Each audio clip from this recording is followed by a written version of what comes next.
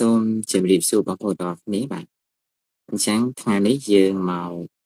សិក្សាអំពីពាក្យដែលនៅក្នុងសៀវភៅ Real English ប្រែថាអង់គ្លេសពិតបាទ Real English នេះគឺជាសៀវភៅមូលដ្ឋានគ្រឹះបងប្អូនបាទបានន័យថាជាសៀវភៅសម្រាប់ដែលអ្នកមិនទាន់ចេះសោះតែម្ដងបាទអឺសៀវភៅនេះគឺមិនដូចសៀវភៅសិក្សាក្រុមពាក្យទេបងប្អូនសិក្សាក្រុមពាក្យគឺយើងសិក្សាតែក្រុមពាក្យទេគឺយើងអត់ផ្ដោតទៅលើការប្រកបឬក៏ស្គាល់ទៅលើ IPA ស្គាល់សំឡេងរបស់ព្យញ្ជនៈអីអត់ទេប៉ុន្តែនៅក្នុងសៀវភៅនេះគឺគេផ្ដោតទៅលើអឺការប្រកបពាក្យការស្គាល់សំឡេងរបស់ព្យញ្ជនៈអីជាដើមជាច្រើនទៀតណាហ្នឹងអញ្ចឹងទីនេះបងប្អូនគឺខ្ញុំឈានមកដល់មេរៀនទី1តែម្ដងមេរៀនទី1នេះគឺយើងសិក្សាអំពីត្រៈនិងព្យញ្ជនៈទាំង26តួបាទអញ្ចឹងដោយបងប្អូនបានដឹងអញ្ចឹងស្រៈនិងព្យញ្ជនៈទាំង26តួបានន័យថាព្យញ្ជនៈ21ស្រៈចំនួន5អញ្ចឹងទៅបូកចូលគ្នាវាទៅជា26តួអញ្ចឹងណាបងប្អូនព្យាយាមសម្គាល់បន្តិចអញ្ចឹងទៅក៏បានជាកន្លឹះឬក៏ជាជំនួយក្នុងការឲ្យបងប្អូនអាចអឺ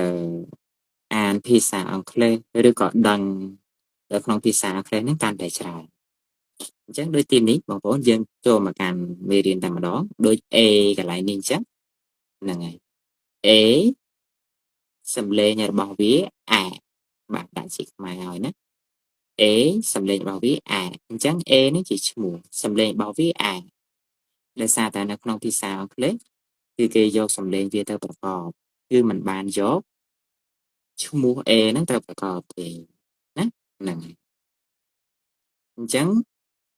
ទីនេះយើងផ្ដោតលើការប្រកបបាទដូចជាពាក្យថា ant ណា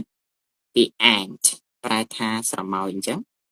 ដំបូងឡើយគេរកសំឡេងវា A ហ្នឹង A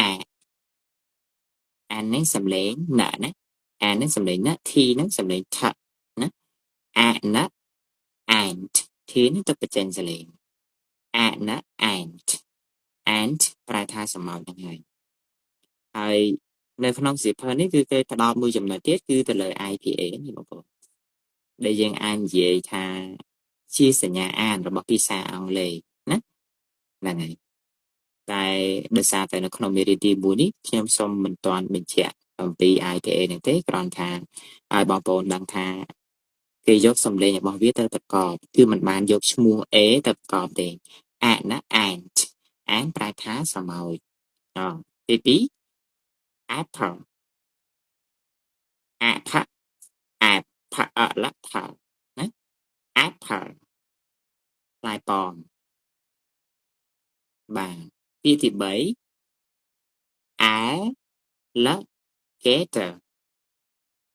alligator alligator ប្រែថាសត្វក្រពៀនឹងតាក់ទងនឹង A អញ្ចឹងទៅហើយយើងដឹងថា A សំឡេងវា A ដល់ពេលបន្តមកទៀត B ជាឈ្មោះ B sound បត់បងប្អូនខ្លះក៏បានរៀនហើយបងប្អូនដឹងហើយតើបងប្អូនដែលមិនទាន់បានរៀនបងប្អូនអាចសង្កេតចឹងណា B សំឡេងវាបក់ B sound បក់ហ្នឹងណាពាក្យទី1យើងអានថា book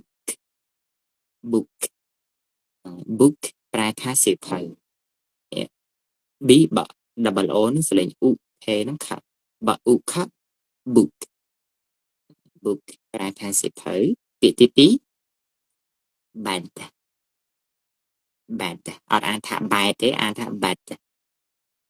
បើអានថា bed ប្រែថាក្រែងណាពាក្យទី3 baby បានប្រែថាទារកពាក្យទី4 boy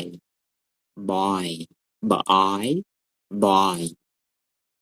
ប្រែថាក្មេងប្រុសboy ប្រែថាក្មេងប្រុសហ្នឹងហើយអញ្ចឹងយើងចូលទៅដល់ C តែម្ដង C សំឡេងវាខដែលយើងចំណាំនិយាយថា C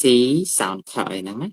ហើយ C ក៏អាចមានសំឡេងសក់ដែរបងប្អូនប៉ុន្តែទីនេះយើងផ្ដោតយកមួយសិនមក C sound ខឬក៏ C សំឡេងខតោះនេះពាក្យនេះយើងអានថា cat ប្រែថាសត្វឆ្មាហ្នឹងហើយ cat cat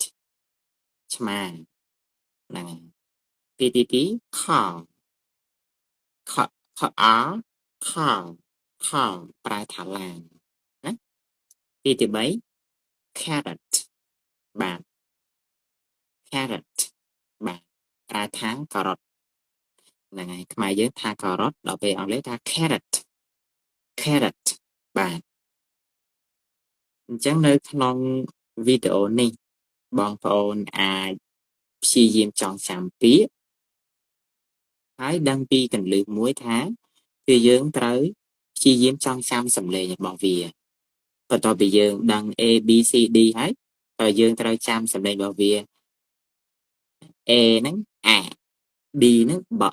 C ហ្នឹងខអញ្ចឹងយើងយកអាយកបយកខហ្នឹងហើយទៅប្រកបគឺมันបានយកឈ្មោះទៅប្រកបទេបាទអញ្ចឹងបងប្អូនចាំប៉ុណ្ណឹងហើយបន្តទៀតបងប្អូនចាំពាក្យអញ្ចឹងនៅក្នុងវីដេអូនេះយើងជួបគ្នាតែប៉ុណ្ណេះបងប្អូនបាទសូមអរគុណសូមជម្រាបលា